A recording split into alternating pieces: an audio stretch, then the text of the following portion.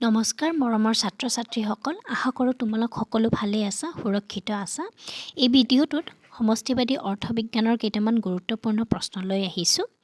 এটো হৈছে পাৰ্ট 2 যদি তোমালোকে পাৰ্ট 1 টো চোৱা নাই তেতিয়াহলে ডেসক্ৰিপচনত তাৰ মই লিংকটো দি দিম তোমালোকে গৈ চাই ল'ব পাৰিবা ঠিক আছে গতিকে আহা এতিয়া আমি প্ৰশ্নবোৰ চাওঁ প্ৰথম প্ৰশ্নটো হৈছে যে এমপিসি আৰু এমপিএছৰ মাজৰ সম্পৰ্ক লিখা 2020 চনত এটো সুধিছিলে আৰু গুটিখিনি প্ৰশ্ন 1 মাৰ্কৰ এতিয়া এমপিসি আৰু এমপিএছৰ মাজৰ সম্পৰ্কটো আমি কেনেকৈ লিখিব পাৰো এটা সমীকৰণৰ সহায়ত আৰু হেতু হৈছে কি যে এমপিসি + এমপিএছ = কি হয় 1 হয় অৰ্থাৎ এমপিসি আৰু এমপিএছৰ মাজৰ যোগফল সদায় কাৰ সমান হয় 1ৰ সমান হয় ঠিক আছে সো ইয়াতে এমপিসি কি বুজায় প্ৰান্তিক ভোগস্পৃহা অৰ্থাৎ ডেল্টা সি বাই ডেল্টা ওয়াই ৰে বুজাম আমি আৰু এমপিএছ কি বুজায় প্ৰান্তিক সঞ্চয় স্পৃহা তাৰমানে ডেল্টা এস বাই ডেল্টা ওয়াই ওকে এতিয়া আমি নেক্সট কোৱেশ্চনটোলৈ আহিছো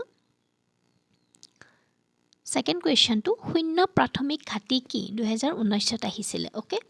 সো চৰকাৰৰ ৰাজকোষীয় ঘাটি সুদ পৰিশোধৰ হৈতে সমান হোৱা অৱস্থাক শূন্য প্ৰাথমিক ঘাটি বুলি কোৱা হয় ঠিক আছে সো প্ৰাথমিক ঘাটি বুলি কোৱাৰ লগে লগে কাক কওঁ আমি প্ৰাথমিক ঘাটি যে চৰকাৰৰ যিখিনি ৰাজকোষীয় ঘাটি আছে তাৰ পৰা যিখিনি সুদ পৰিশোধ কৰিব লগা আছে এই সুদ পৰিশোধখিনি যদি বাদ দিয়া হয় তেতিয়া আমি হেতু কি বুলি কওঁ প্ৰাথমিক ঘাটি বুলি কওঁ ওকে এতিয়া এই প্ৰাথমিক ঘাটিটো শূন্য কেতিয়া হ'ব যেতিয়া ৰাজকোষীয় ঘাটি আৰু সুদ পৰিশোধ দুয়োটা কি হ'ব সমান হ'ব ওকে এই সমান হোৱা অৱস্থাটোক আমি কি বুলি কওঁ শূন্য প্ৰাথমিক ঘাটি বুলি কওঁ ঠিক আছে এতিয়া নেক্সট কোৱেশ্চনটোৰ ফালে চাওঁ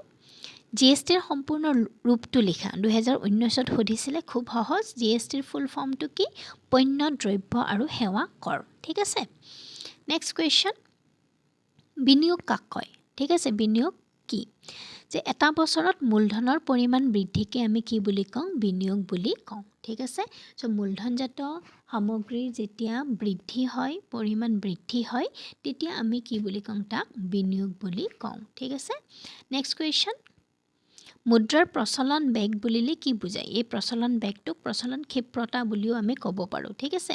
সো মুদ্ৰাৰ প্ৰচলন ক্ষিপ্ৰতা বা মুদ্ৰাৰ প্ৰচলন বেগ বুলিলে কি বুজায় এতিয়া চোৱা যে এটা নিৰ্দিষ্ট সময়ৰ ভিতৰত এক একক মুদ্ৰাই কিমান বাৰ এখন হাতৰ পৰা আন এখন হাতলৈ পৰিৱৰ্তন হয় তাকেই মুদ্ৰাৰ প্ৰচলন বেগ বোলে দ্যাট মিন্স ধৰি লোৱা এটা নিৰ্দিষ্ট সময় আমি লৈছো সেই সময়ছোৱাত এটা নিৰ্দিষ্ট মুদ্ৰা ধৰি লোৱা 10 টকা এখন ওকে সো 10 টকাখন কেইবাৰ এখন হাতৰ পৰা আন এখন হাতলৈ পৰিৱৰ্তন হৈছে ঠিক আছে যিমানবাৰ পৰিৱৰ্তন হ'ব সেই নাম্বাৰটোক আমি মুদ্ৰাৰ প্ৰচলন বেগ বা প্ৰচলন ক্ষিপ্ৰতা বুলি কওঁ এতিয়া 10 টকীয়া এখন মুদ্ৰা মোৰ হাতত আছে সাপোজ মই 10 টকীয়া মুদ্ৰাখন কাক দিলো ধৰিলো মই বাছত আহিছো বাছ ভাড়া দিলো ঠিক আছে মোৰ হাতৰ পৰা এখন হাতলৈ গ'ল ওৱান টাইম এবাৰ পৰিৱৰ্তন হ'ল বাছৰ যিজন মানুহ আছে ড্ৰাইভাৰ আছে তেওঁ ধৰি লোৱা সেই 10 টকীয়াখন আন এজন পেছেঞ্জাৰক দিলে দুবাৰ হ'ল ঠিক আছে সেই পেছেঞ্জাৰে জনে ধৰি লোৱা দোকানত চাহ খালে দোকানীক দিলে 3 নম্বৰ হ'ল তো হেনাকে এটা নিৰ্দিষ্ট সময়ৰ ভিতৰত সেই পাৰ্টিকুলাৰ মুদ্ৰাটো কিমান বাৰ এখন হাতৰ পৰা আন এখন হাতলৈ পৰিৱৰ্তন হৈছে তাকে আমি মুদ্ৰাৰ প্ৰচলন বেগ বা প্ৰচলন ক্ষিপ্ৰতা বুলি কওঁ ওকে বুজি পালা নেক্সট কোৱেশ্চন অন্তিম সময়ৰ ঋণদাতা বুলি কাক বুজোৱা হয় ঠিক আছে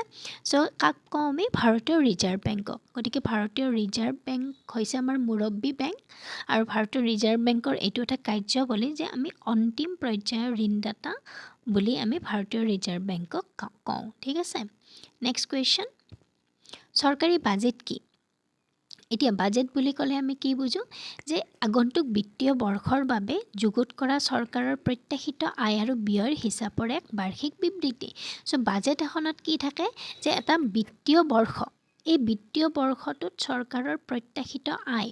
আৰু প্ৰত্যাশিত ব্যয়ৰ এটা হিচাপৰ বিবৃতি দাঙি ধৰা হয় এটা ৰেকৰ্ড দাঙি ধৰা হয় ঠিক আছে সো চৰকাৰী বাজেট বুলি এটা চেপ্টাৰ আছে আমি পিছত এই চেপ্টাৰবোৰ এটা এটাকৈ আলোচনা কৰিম সো তোমালোকে ভিডিঅ'বোৰ চাই থাকিবা ওকে নেক্সট কোৱেশ্চন ভাৰতবৰ্ষত কোন চনৰ পৰা জিএসটি বলবৎ কৰা হৈছে সো জিএসটিৰ ফুল ফৰ্ম আগতে আমি পঢ়িলো সো এতিয়া ভাৰতবৰ্ষত কেতিয়া জিএসটি ইন্ট্ৰোডিউস কৰা হৈছিল 1 জুলাই 2017 চন মনত ৰাখিবা নেক্সট কোৱেশ্চন যে এমপিএছৰ মান যদি শূন্য হয় এমপিসিৰ মান কি হ'ব ওকে সো এমপিসিৰ মান কি হ'ব 1 হ'ব 1 অৰ্থাৎ MPC ইকুৱেল টু 1 কাৰণ আমি জানো যে MPC plus MPS equal to কি হয় 1 হয় অৰ্থাৎ এইটো আমাক কি সুধিছে যে তোমাক সুধিছে যে MPS যদি 0 হয় সো MPC কিমান হ'ব এইটো সুধিছে সো এই সমীকৰণটো আমি আগতে পাইছোঁ সো এইটোৰ পৰা যদি আমি উলিয়াব যাওঁ যে MPC কেনেকৈ উলিয়াম 1 - MPS হয় এইটো আমি ক'ৰ পৰা পাইছোঁ এইটো সমীকৰণৰ পৰা পাইছোঁ এতিয়া চোৱা 1 - MPS কিমান 0 তাৰমানে MPC কিমান হ'ব 1 ঠিক আছে ঠিক তেনেকৈ তোমাক যদি উলটাকৈ সোধে যে MPCৰ মান যদি 0 হয় MPS কিমান হ'ব তেতিয়াও কিমান হ'ব উত্তৰটো 1 হ'ব ঠিক আছে নেক্সট কুৱেশ্যন বৈদেশিক বিনিময় হাৰ আমি কাক কওঁ ঠিক আছে সো যি হাৰত এখন দেশৰ মুদ্ৰা আন এখন দেশৰ মুদ্ৰালৈ ৰূপান্তৰ কৰা হয় তাকে বৈদেশিক বিনিময় হাৰ বুলি কোৱা হয় ঠিক আছে সো বৈদেশিক বিনিময় হাৰ হৈছে এনেকুৱা এটা হাৰ